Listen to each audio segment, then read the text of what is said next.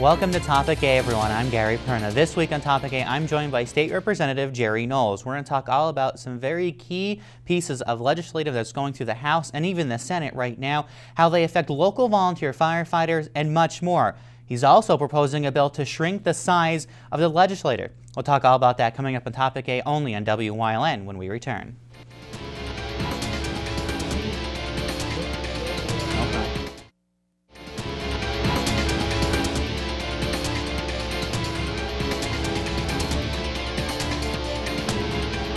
Welcome back, everyone. I'm Gary Perna. I'm very pleased to be joined by State Representative Gary Knowles of the 124th District, representing Schuylkill and Berks counties. And Jerry, thanks so much for... And don't forget, we got a little bit of Carbon. A little bit of Carbon County. Yeah. Thanks so much for coming up and speaking with us. Gary, it's always a pleasure to be here. I appreciate the invitation. Hey, we always love having you up here. I called you a couple of weeks ago saying, Jerry, I want to talk about some major bills that are making waves, especially in the fire service. Northeastern Pennsylvania, I call it as the hub of volunteer fire companies and volunteer firefighters, I think, in the nation. You know, we have over hundreds of thousands of volunteer firefighters here. There's some legislation going through right now that you've been a part of in the House, but there's also a new Senate Bill 299, which was co-sponsored by our friend Lisa Baker up north in Pike County, that gives municipalities kind of the option to waive some taxes, make it easier for volunteer firefighters, and kind of gives them a break. And this is similar to a piece of legislation you opposed a couple months ago or a year ago now.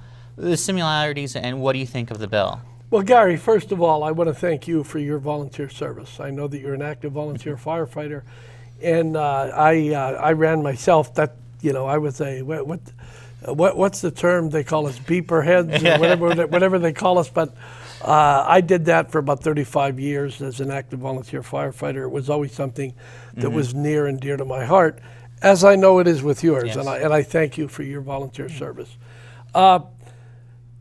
The big scheme of things is this, Gary. I don't know that people understand and realize the dilemma that faces our small communities.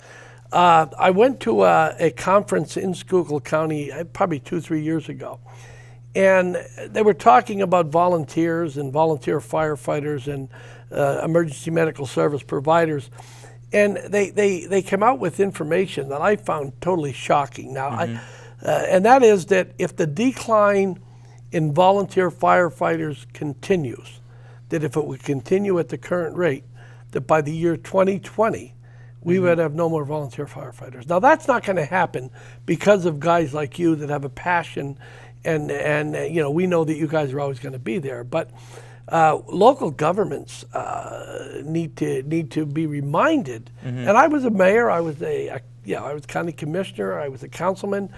And they need to be reminded about the tax dollars that are saved. You know, the figure that I've heard, and there's always figures that are thrown around, but if the volunteer firefighters in Pennsylvania, if they had to be paid $6 billion.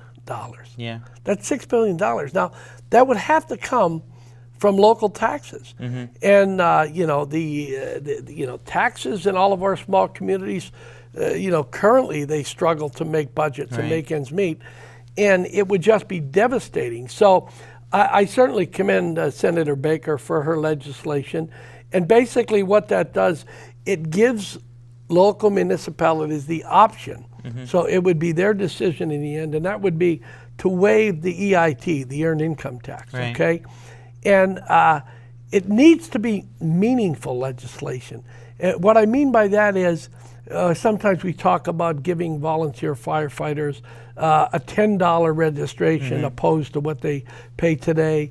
And we talk, there's all kinds of things that are thrown around out there, but it needs to be something meaningful. And meaningful can be different to each and every one of us. To a guy who is married with a family, it might mean that he would be assisted in some way with taking care of his health care. To a young guy that graduated, or a young woman that graduated from a high school that wanted to go to college, it might mean helping her with some kind of a scholarship, or him with some kind of a scholarship to continue their education. But something needs to be done because, Gary, you know as well as I got to tell you, stop by your event. I said before, the food was just terrific. You guys did a great job. I mean, stromboli like I've never had before, and hot wings, and certainly enjoyed that. But you guys are pretty lucky. I saw some good numbers there. I saw some young men and some young women donating their time, and it's much more, as you and I know, it's much more than just training for something that we hope never happens.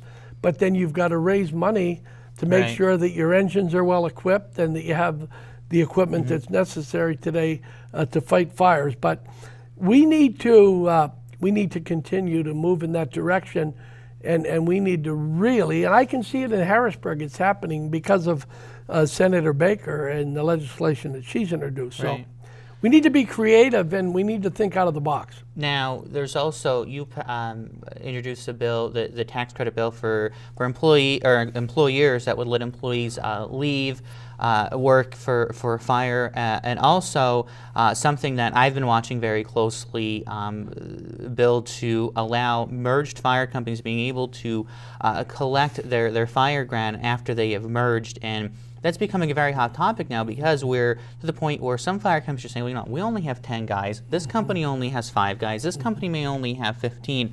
But if we pull together and merge as one, we're coming out with this very strong department that can put people on the road 24 hours a day as volunteers, and are saving money by not having municipalities come in and say, listen, this is what we have to do. But these are bills that you've been working on. Yeah, I actually, the 2 bills, and I filed them very closely together, and we'll talk about the first. It's House Bill 62.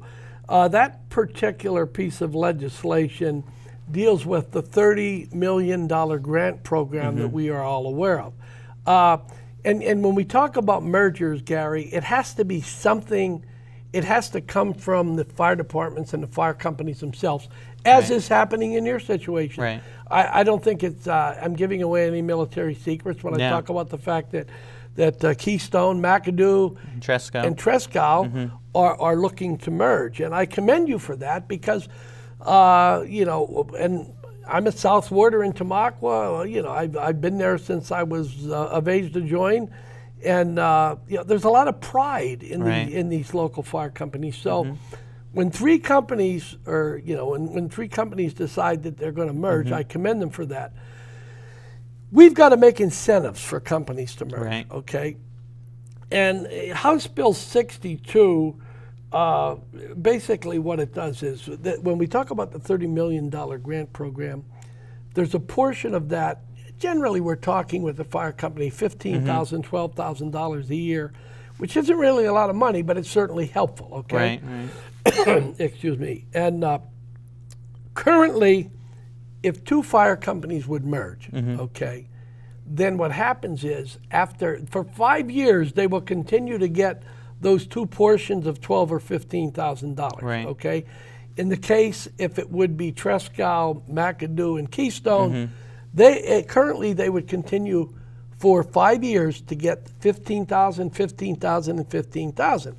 But at the end of that 5-year period, you then become recognized as one company, one department, and then you only go back to getting $15,000. The legislation that I proposed last year would have made it forever. In perpetuity, you would continue to get those 3 $15,000 portions.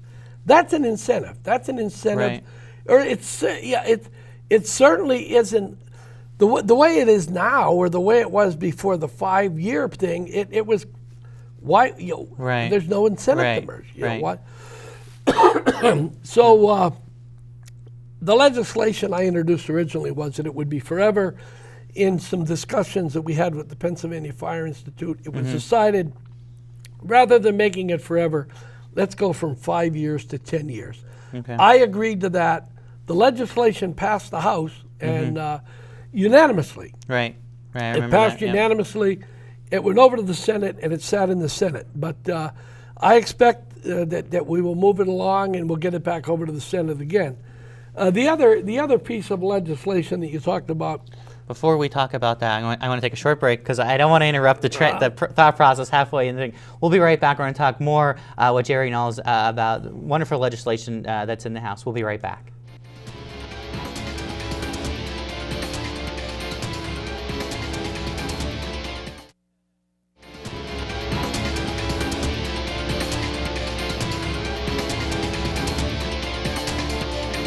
All right, welcome back to Topic A, everyone. I'm Gary Perna. Before the break, Jerry, we were talking about tax credit for employers who let volunteer firefighters leave during the day for a bigger emergency that they may have to go to. Locally, there is one employee, KME, who manufactures a fire apparatus that we know of that does this. But this was an important bill for you to get the volunteers out on the streets when they're needed. Absolutely, Gary. House Bill 61, and quite frankly, it had come to my, and by the way, KME fire apparatus is not the only, Okay. there's others that do it. Okay. But they are the largest that I know of that does it. And I thought to myself, I mean, they have people that do ambulance calls in Nesquehoning. They release people when they have structure fires in Tamaqua and Lytton, Lansford, and Nesquehoning, and throughout the entire valley, throughout the entire region. And I thought to myself, what can we do to help them? And it dawned on me that, okay, an idea would be that that they would get tax credits when employees leave, and it can be to go to a fire. Now we've got to be reasonable about this. There's got to be accountability. If guys are going to go out and fight a fire, they need to remember to go back to work when they're done and when they're released by the chief or by the line officer in charge. But it also provides 5 days of training, up to 5 days of training. And gosh, probably there's a lot more today than you need in 5 days. But at least it's somewhat helpful. Right. It helps out. It helps out the local fire departments. A guy who runs with the fire company is not penalized. Right. And by the way, John Kovach and the KME family are currently doing this. Yeah. I mean, they've got countless hours where they send guys out the door, but they recognize again the value of our volunteer firefighters, the men and women who serve our little community. So it's good legislation. That also, same situation, unanimously passed in the House, went over to the Senate and died in the Senate. But it was actually something that we really focused on at the end of the term of the last session. We're going to get on it bright and early this session, and we want to get it over to the Senate, and we want to see. Right. And listen, I'm open to any ideas. This whole this bill dealing with the 62 House Bill 62. I mean that came from it came from one of your line officers in McAdoo. Yep. He's the guy that lit a fire under me, and I appreciate that. I always want to hear from the volunteers. Everyone. Absolutely. Right. Well, I want to switch gears now and talk about House Bill 153, which is reducing the size of the House, and this is sometimes a sore subject with people who serve in the House, obviously, but many people come out and say government's too big. And there are a lot of members in the House. You put a bill out there and with some co-sponsors and explain why it's important for you that we can get the House down. Well, it's interesting, Gary, because it's always difficult to get somebody to vote for something that could possibly eliminate their job. Right. Okay. But the fact of the matter is that we currently have 203 members. And I believe that with the smaller legislature, and we're going to go to 153. We're not going to go, we're going to go from 203 to 153. Right. It would, you'd have to take on maybe an additional 15, 20,000 constituents that you would represent. Right. But before this last reapportionment, quite honestly, I was representing somewhere in the area of 75,000 people because of the growth within the district. And I really couldn't tell a difference. With technology, what it is today, I mean, with all of the, with all of the email and all of the, there's just too many things for me to talk about, and I probably don't get how half of them work. but I know that the technology today, it's much easier. We'd go from 203 to 153, and it's a long process. Basically, what has to happen is it would have to pass in the House Right. and in the Senate in this particular session. Right. And then there would be an advertisement, not an advertisement, but an information thing telling people in every county. I think it's 2 newspapers that need to Right. make people aware of that. And then it would have to come back in the next session. That would be 2017, 2018. Again, it would have to go through both chambers. And then after that, what happens is it goes on a referendum. Right. So the ultimate decision in terms of whether or not it would go from 203 to 153, that decision would lie with the people of Pennsylvania. They would vote on it. It wouldn't kick in until after the next reapportionment. Right. But I think it would just be much easier for state representatives to communicate. When you have fewer people, it's much easier to build consensus. It is much easier to just sit around and Right. really, when we talk about 153, the states around us, like when you look at like Ohio and you look at Michigan, it's reasonable. What we're Right. asking to be done here, and there's going to be money saved. There'll be Right. some kind of savings in terms of money. Now, quite honestly, the savings will not be as great as what people would like it to be, but Right. but 'Cause the House and the Senate only make up a small portion of the actual state Oh. budget compared to some other programs that are out there. Gary, when you look at the state budget and when you realize that if my memory serves me correctly, 40 cents on a dollar is spent on welfare, 40 cents on a dollar is spent on education. I mean, that's 80% of the budget right there. Right. And the other 20%, it's a very, very small portion. Right. And that, don't get me wrong. Right. It's going to be a savings, and any time that we can save dollars, I think that's important. But it's as much for the need to reduce it so that it can be easier to communicate, easier to build a consensus Right. and move legislation forward. And it's nice that we're going to be able to save money too. All right, Jerry, I want to take a break here. When we come back, we're going to recap real quick. 1 or 2 more questions for you. You're watching Topic A here in WYLN. We will be right back.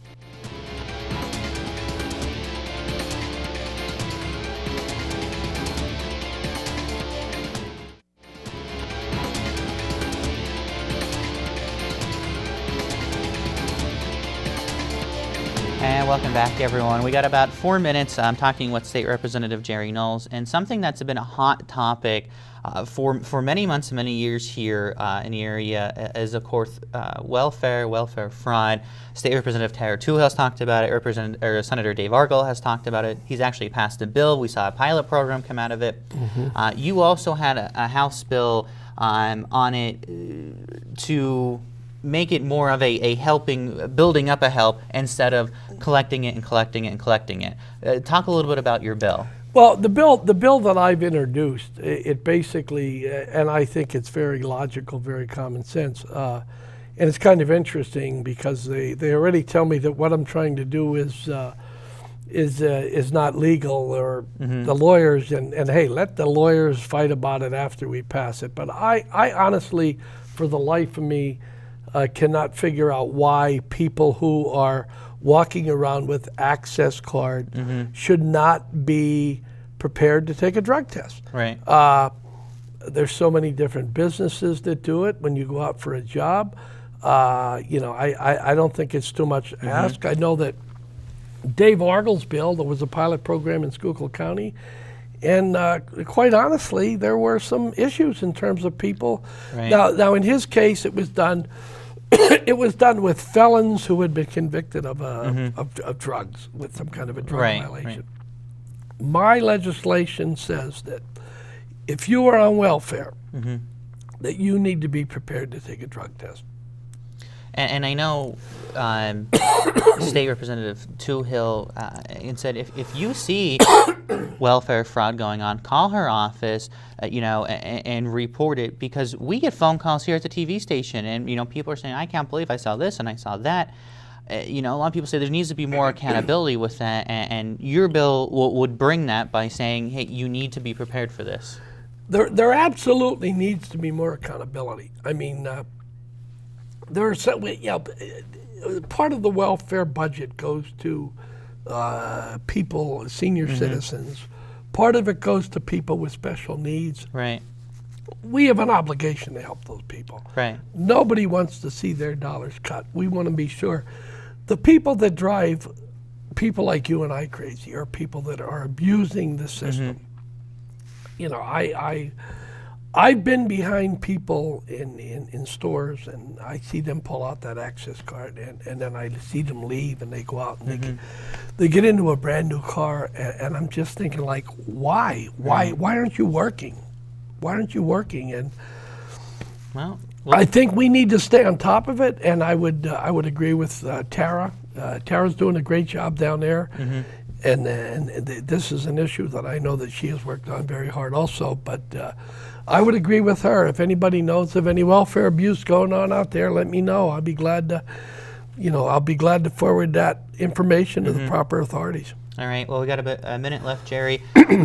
Monday, go back into session down in Harrisburg.